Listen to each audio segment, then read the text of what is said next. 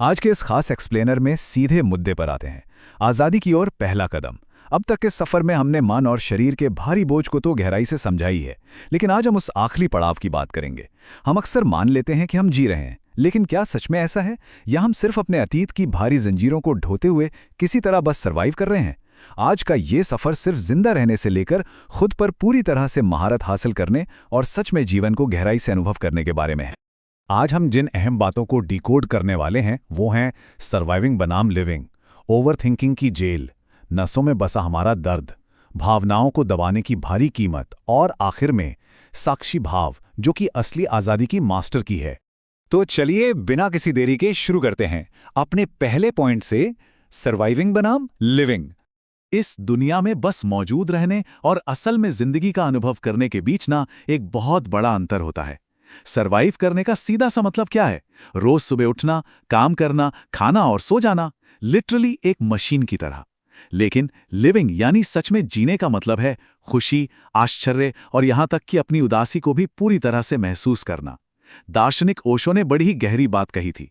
उन्होंने कहा था कि एक ऐसा समाज जो अपनी ही भावनाओं से कट चुका है, वो इंसानों को एक वाइब्रेंट जीवन जीने के बजाय महज सर्वाइवल मोड में ढकेल देता है। अगर हम गहराई से महसूस ही नहीं कर सकते तो सच मानिए हम असल में जी ही नहीं रहे हैं। और यहीं से हम आते हैं अपने दूसरे पॉइंट पर, ज्यादा सोचने की यानी ओवरथिंकिंग की जेल। हम इंसानों को जकड़ने वाली सबसे पहली जंजीर कोई बाहर नहीं है, बल्कि हमारा अपना अशांत मन है, जिसे ओशो ने एक पागल बंदर कहा है, जो बिना थके बस एक डाल से दूसरी डाल पर कूदता ही रहता है। अब जरा इस नंबर पर गौर कीजिए, 60,000। जी हां, विज्ञान कहता है कि एक औसत इंसान दिन भर में लगभग 60,000 विचार सोचता है। ये कोई छोटी मोटी बात नहीं है। ये हमारे दिमाग में बजने वाला एक ऐसा रेडियो है जो कभी बंद ही नहीं होता। अब सोचिए ये कितना थका देने वाला होता होगा। अब जो बात सच में दिमाग घुमा देने वाली है वो ये है कि इन 60,000 विचारों में से 80% विचार पूरी तरह से नकारात्मक यानी नेगेटिव होते हैं, और 95% विचार तो वही होते हैं जो हमने कल भी सोचे थे। असल में हमारे दिमाग का जो एमिगडाला हिस्सा है ना, वो एक पैरानॉइड सिक्योरिटी गार्ड की तरह काम करता है, जो इवोल्यूशन के कारण हमेशा बस खतरे ढूंढता रहता है। वो राय का पहाड़ बना देता है, जिसे मनोविज्ञान में कैटास्ट्रोफाइजिंग कहते हैं। हम सिर्फ सर्वाइवल के लिए एक ही डरावनी फिल्म को रोज लूप पर देखने के लिए मजबूर रहते हैं। विचारों के इस जेल से निकलकर अब हम तीसरी जंजीर की ओर बढ़ते हैं, नसों में बसा दर्द। जब हमारा मन भावनाओं को नज़रअंदाज करने की कोशिश करता है ना, तो हमारा शरीर उन भारी इमोशंस को अपने अंदर जमा करने लगता है। यहाँ डॉक्टर बेसिल वैन डर कोल्क के शोध से ट्रॉमा की एक बहुत ही अहम परिभाषा सामने आती है। ट्रॉमा वो बुरी घटना नहीं है जो घटी थी, बल्कि ट्रॉमा वो अनहील्ड घाव है जो उस घटना के बाद हमारे भीतर ही कहीं जम गया, जैसे वक्त वहीं रुक गया हो। जिसे हम स्मॉल टी ट्रॉमा कहते हैं, जैसे बचपन में लगातार मिलने वाली आलोचना या डांट, वो अंदर ही अंदर जमा होता रहता है। और यही वजह है कि बड़े होने पर भी किसी खास सिचुएशन में हम अचानक किसी डरे हुए बच्चे की तरह रिएक्ट करने लगते हैं। इसीलिए जब कोई कहता है ना कि अरे पुरानी बात है बस भूल जाओ, तो विज्ञान के अनुसार ऐसा करना लिटरली असंभव है। The body keeps the score, यानी हमारा शरीर हर एक चीज का हिसाब रखता है। जब हम किसी दर्द को स्वीकार नहीं करते तो वो गायब नहीं होता, बल्कि वो हमारे नर्वस सिस्टम और मांसपेशियों में टेंशन के रूप में स्टोर हो जाता है। और यही दबाया हुआ दर्द आगे चल के क्रॉनिक स्ट्रेस और गंभीर शारीरिक बीमारियों का रूप ले लेता है। तो इस सब की कीमत क्या चुकानी पड़ती है? यही है हमारा चौथा पॉइंट, भावनाएं दबाने की कीमत। ये बात हमें हमारी तीसरी जंजीर तक लाती है।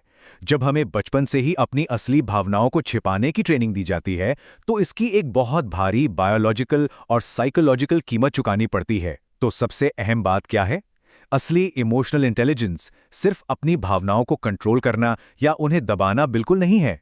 ये भावनाओं को महसूस करने, उन्हें सही नाम देने और साहस के साथ उनका सामना करने की आत्मजागरूकता है। अपनी वल्नरेबिलिटी यानी कमजोरियों को दिखाना कोई कमजोरी नहीं है। असल में ये हिम्मत और सच्चे इंसानी जुड़ाव का सबसे बड़ा सबूत है। इस पर डॉक्टर गैबोर माटे और हार्वर्ड मेडिकल स्कूल की रिसर्च तो और भी हैरान करने वाली है। देखिए कि कैसे हर वक्त नाइस या अच्छा बने रहने का दिखावा करना या कभी किसी को ना न कह पाना सीधे तौर पर हमारे शरीर में कॉर्टिसोल यानी स्ट्रेस हार्मोन का स्तर बढ़ा देता है। अपने आंसुओं और गुस्से को दबाने से हमारा इम्यून सिस्टम अंदर से कमजोर पड़ने लगता है और यही क्रॉनिक इमोशनल स्ट्रेस गंभीर कार्डियोवैस्कुलर और ऑटो इम्यून बीमारियों की वजह बनता है। ये साफ दिखाता है कि महज भावनाओं को दबाने का शारीरिक अंजाम कितना भयानक हो सकता है। लेकिन इस सब का उपाय क्या है? यही है हमारा पांचवा और सबसे अहम हिस्सा, साक्षीभाव, असली आजादी की चाबी। अब तक हमने मन, शरीर और भावनाओं के इन 3 भारी जंजीरों को देखा जो हमें जकड़ कर रखती हैं। लेकिन अब हम बढ़ रहे हैं उस अल्टीमेट समाधान की ओर। और ये बात बहुत ही शानदार तरीके से ये समझाती है कि हमारा असली स्वरूप आखिर है क्या। ओशो का ये रूपक बहुत ही पावरफुल है। तुम आकाश हो, विचार बादल हैं। हम इंसान असल में वो शाश्वत दर्शक हैं, ना कि गुजरता हुआ एंग्जाइटी या गुस्से का मौसम।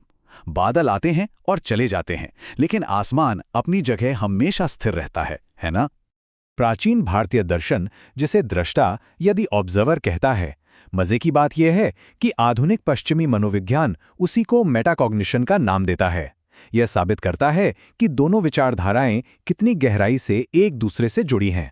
अपनी पहचान को उस भावना से हटाकर उस चेतना पर ले जाना जो उन भावनाओं को महज देख रही है, यही सच्ची मुक्ति या आजादी की असली परिभाषा है। तो अब सवाल उठता है कि इसे हम अपनी रोजमर्रा की जिंदगी में कैसे उतारें? विटनेसिंग के बस 3 बहुत ही प्रैक्टिकल कदम हैं। पहला, कोई भी विचार या भावना आए तो उसे बस दूर से देखें। दूसरा, उसे एक नाम दे, जैसे अरे ये तो डर है या ये गुस्सा है। ऐसा करने भर से दिमाग का एमिगडाला शांत हो जाता है और सच्ची इमोशनल क्लैरिटी के लिए हमारा प्रीफ्रंटल कॉर्टेक्स एक्टिवेट हो जाता है। और तीसरा कदम, बिना किसी जजमेंट के, बिना उस पर कोई मुहर लगाए, उसे बस गुजर जाने दें। तो दोस्तों, हम इस एक्सप्लेनर के अंत तक आ पहुंचे हैं। अपनी अंदरूनी उन छिपी हुई जंजीरों को अब पहचानना शुरू करें। याद रखें कि इस अवेयरनेस की वो मास्टर की किसी और के पास नहीं, बल्कि हमारे अपने पास ही है। और इसी चाबी का इस्तेमाल करके सच्ची आज़ादी की ओर पहला कदम बढ़ाया जा सकता है। तो अंत में एक बहुत ही गहरे सवाल के साथ इस सफ़र को यहीं रोकते हैं। सब कुछ जानने के बाद भी क्या हम आज भी सिर्फ सर्वाइव कर रहे हैं,